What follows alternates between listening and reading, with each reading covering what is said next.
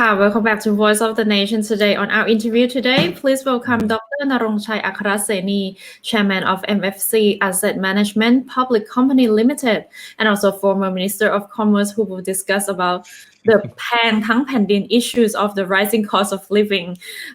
สวัสดีค่ะ สวัสดีครับ Good morning to all you and listeners. สวัสดีครับ How are you this morning? I'm fine. I just had my breakfast. I'm feeling good. Thank you. But you will coming to us because of our program is called Voice of the Nation. So you're coming as just a voice. Well, I like your program, so please, I'm happy to be here. Well, first of all, thank you for being here. So basically, we would like to know that, after the new year, after the comeback of the new year, a lot of things have increased. The price first started with pork, and then duck, and then recently palm oil, and hopefully not the chicken. So I would like to ask you, can the rising cost of living be controlled this year? Sorry to say the answer is no. No. The answer is no. Actually, there's a sign of cost of living increase from way back last year, from about the middle or the third quarter of last year. And actually, I gave the warning to the government, privately. I told them to face the situation. The reason was because of the cost of energy, the cost of oil, the price of oil increased. If you recall, the price of oil went up to as high as $85 per barrel. I think about September last year. And since then, it's been staying 80, 90, and we could expect it to reach maybe 100, this year. And energy is the whole reason for this price increase. Plus the increase in the cost of raw materials, commodities, particularly non-food commodities last year, price increase, plus transportation costs disrupted by COVID, so COVID has to do with that. So it was inevitable that the prices of, end product, final product, consumer product will increase this year. And when I heard your report about the action being taken, I was laughing. Because it's the same way that every time when something like this happened, people would come up with price control.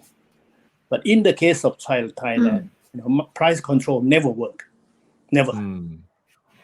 We can only manage prices. And the reason it doesn't work because in Thailand, our economy, the market forces are very strong. Market forces are very strong. We have a majority of the people are both consumer and producers. We have in the labor force almost 40 million people, meaning the people at the age of 15 to 60. 25 million are self-employed. So when they are self-employed, they are both consumer and producers. And therefore, when you ask for price control, like for example, you ask for price control for meals that you go and eat in market, in the restaurants, you hurt them also. They are. So price control actually is come mainly from public demand. Actually, public demand for both price control and not price control. But the media always like to report on the public demand or price control. And therefore, politicians would react to this demand. I was Minister of Commerce before, and I could confirm this. So we could only manage, price control in a situation like this because cost increase is the basic reason. Cost increase. And, market forces, like for example, this control on chicken, it's nonsense. Because chicken life cycle is only 3 months. And if price of chicken goes up, supply of chicken will come out so much that the price will not stay as high. Therefore, I can only say that in Thailand, we can manage price increase, but we cannot control prices. We can manage it to make it more livable, more acceptable, more tolerable to the people. So that's my view. And according to you, what would be a more sustain solutions on this? Well, when we have situation like this, and being market economy, things determined by market forces, we should reinforce market forces.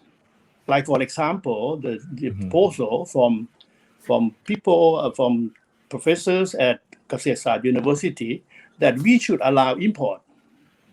Temporarily, situation like this, we should allow import, meaning we reinforce market forces. And also for animal feed, you may know that we control import of basic animal feed, like soybean for soybean growers in Thailand, like maize for corn grower in Thailand. So if we ease this control, it means that we reinforce market forces. So when we reinforce market forces would work to the point that price increase will be minimum. There would be some price adjustment because of the basic cost of oil, materials, But if we enforce the market forces, situation will be much better. Pork is something you may want to talk about pork later, but pork has a much longer life cycle. It has a different story. So if we adopt the measures to import more like animal feed, is there any aftermath or the effect of this import? Or it could be like a short while that we import for like 3 months? Yes, we can go back again. Of course, we have to think of the soybean farmers. We have to think of maize farmers. But for situation like this, we should use market forces, reinforce market forces. That's my principle, and it definitely works. And this also the step in the when you are commerce minister in the old days that we solve this similar problem, and also we have to subsidize the agriculture, the farmers. And in 1997, I was the one who lifted price control on bottled water. We used to control bottled water, price of bottled water. It's unbelievable. At that time, people could only have access to non-transparent bottled water because we control the transparent bottled water. Plastic side, plastic kun. After the price control, all bottled waters come out. That's how Thai economy works. So this government should do the same, but now I think because of the psychological effect, right? That we have to control the price now. Psychological. We should make this announcement, this and that, but we should reinforce market forces. That's my principle. And of course, in the case of, I use the word managing increase. In the case of energy, we should manage increase, and we have this we call the oil fund. When I became Minister of Energy in this Prayut One government, that was in 2014. The oil fund was minus 20 billion.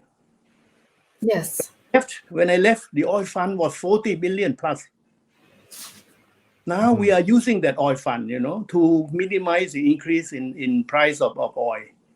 Now it's going back to negative again, But that's the way it should be. We use the oil fund to slow down the increase. And when the price is low, we collect the oil fund to increase the amount of money to be used in difficult time. And luckily, we have a very good energy sector. The oil sector is fairly efficient. The power, the electricity sector is also very efficient. You mean now or in the past? Sorry? You mean now or in the past? It has been. Luckily, in the case of our energy sector, we may be one of the best in ASEAN. Because we use world price. We use world price for raw material. We use world price for finished products. We rely on imported energy. So when we rely on imported energy, we have to use world prices. And it has worked very well. To the envy of all, in ASEAN countries. I see. So in overall, what do you think about Thailand's economic position in ASEAN? You don't want to talk about what happened in the past. You asked me if I would want to refer to something in the past. A situation like this, like the inflation or cost of living rising because of oil. We had two experiences in the past. The first one was in the first oil shock. That was in 1973. That was almost 50 years ago. That was under Sanya government. I was the economic team of Sanya government. You know, the price of oil at that time increased from $3 to $12. That was the first one. So we managed it. We managed it by allowing price increase to go up a little bit here and there and so on, and continuously to manage. Second one was in 1979, 1980. That was faster. You know, Krieng Sak as prime minister had to leave the office, and Kun Prem became prime minister. Again, you know, at that time we managed the price increase pretty well. And fortunately, we discover natural gas in the Gulf of Thailand. So we could utilize, you know, natural gas for power production, for electricity production, for the first time. Oh, so much trouble, you know, during that time. The food price increased a lot. Right. Increased. Then there's the opposite story at that time. The food price increase was due to the price of rice. So we control export of rice. You know, we control export of rice temporarily. And therefore, this time, if we don't have enough pork, we should not control import of pork. It's a similar situation. Actually, you think this situation now is it look like it's easier than in the past, that the government should have done energy management, yes, and also for food, you know, because market forces are now working much better than before internationally. Right. Much better than before. So we have to rely on market forces. If domestic market force is not enough, we use international market forces. Do you still remember when that time that we found the natural gas that we call Chot Chuang Chachawan period, right? That I'm still a kid. And then I wonder how much we pay for khao gang, you know. Right? 25 baht. 25? Was right? it? I forgot. I think maybe 20, 25. Now it's 50 to 60, so like 100 times higher. And, yes. Right. Please continue. If I were to just to make comparison, you know, again, another factor we use for situation like this, we should look at the minimum wage. Yes, right. That's right. Take for example, in 1973-74, you know, we use minimum wage. We adjust minimum wage. We increase minimum wage to 20 baht. 20 baht. Oh, right. Now there's a call for minimum wage to high minimum to wage now high is to 300 baht, 310, 330, 350. So if you compare the price of oil at that time, you know, the price of oil at that time, and $12, and today is maybe 100. That's about what 10 times or no 10 less time. less than 10, you know, less than 10 times. But the minimum wage increased more than 15 times. I see. But Dr. Narongchai, even if it's increased, however, a lot of Thais are still, let's say, wondering if it could increase more because comparing to the price of living, it makes a lot of labor forces cannot live like เดือนชนเดือน month by month. I agree with you. I get that, and I think also it's partly because of COVID, partly because of our ability to make money, to make an earning, to increase earning is limited. I agree with you. But first I like to say that we have to face the situation of higher cost of living because of the cost of energy, because of the demand about this climate change. You know, the basic reason for the increase in energy price is because we have this global warming. So demand is the net zero carbon. And that means that we have to rely on non-fossil fuel, like coal, you know, like even oil and so on. So the production of energy, I mean the production of power would be higher. This is a premium. We have to pay for a better climate. So we have to be more efficient, you know, in what we do in order to live in this so-called net zero world. And you I young see. people, you demand this much more than our generation, Yes. which is understandable. You know, the world temperature at the moment is dangerous. And therefore, we need to achieve the so-called net zero as set and in the COP26 conference. That there is a premium to pay for better climate. We have to face that fact of life. But do you think how long Thailand will reach at that point?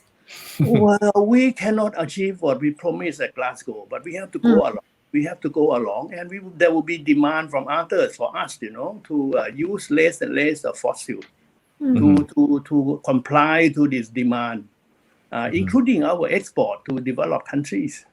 Yeah. That is the fact of life again, you know, that we have to be very serious about this carbon emission. I don't think we can meet what we promised, but I think we are all trying. Okay,ค่ะ. So last, would you like to share your views about the current government Well, I think or the management? I think you asked me earlier about how we're doing comparing with ASEAN countries before criticizing. I think other views. It's not a bombshell. It's other views. Or No. what should they manage? No, I think before talking about the government, I like to respond to your question about how we're doing among the ASEAN countries. I think it's relevant. This is relevant. Yeah, the question is relevant.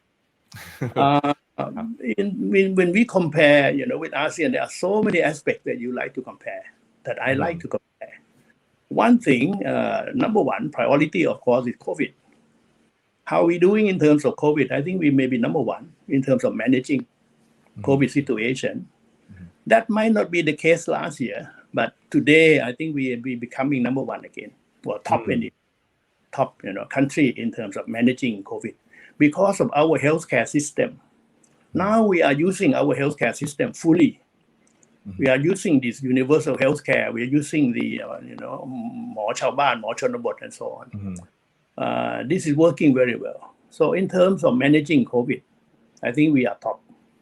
Now, in terms of recovery, we have trouble because our economy relies so much on tourism.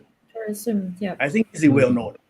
Among all the ASEAN countries, we are number one in terms of being dependent on tourism. So in order for us to recover, we have to bring the tourism back. And I think this government was ambitious, optimistic. Last year, they introduced that. You know, this stop and go, the sandbox things and things like that, because of the reason tourism. But because of COVID still on with us, you know, so it would not be, it's still not happening as much as we would like to see, as I would like. So recovery for us among all the ASEAN countries, maybe not the top, maybe middle, or could be at the bottom. You know, if you look at forecasts by all institutions, Thai economic recovery will be relative, so compared with ASEAN countries. You know, until we bring back this tourism. And I think you recall, I think you remember, or you realize that this APEC, Thailand 2022, we focus a lot of getting traveling to come back, getting travelers to come to Thailand. Right. That is the reason. So if we could achieve this, but we cannot do it by ourselves, not alone, we cannot, because of the protocol. Because if we open, if the others are not open, if they come and they cannot go back, you know, like Hong Kong, if they come from Hong Kong, they cannot go back to Hong Kong because of the quarantine of 21 days and all this. So, you know, working on this recovery, relying on tourism for us is very difficult, but we have very little or other choice for short term. Long term, we can do other things, but short term, you know, we have to fight very hard. Okay,ค่ะ. Well, for today, thank you very much,ค่ะ, for joining our program. Okay, welcome. And pardon? No, I asked anything else you want me to say? We love to hear more. I would love to invite you for maybe another week on the other matters,ค่ะ. Okay,ครับ willing to do that. โอเคค่ะ thank you very much ค่ะ ดร ขอบ นร คุณ งค์ ครั ชัย บขอบคุณครับ Okay, ค่ะ สวัส ส ดี วัส ครับ ดีค่ะ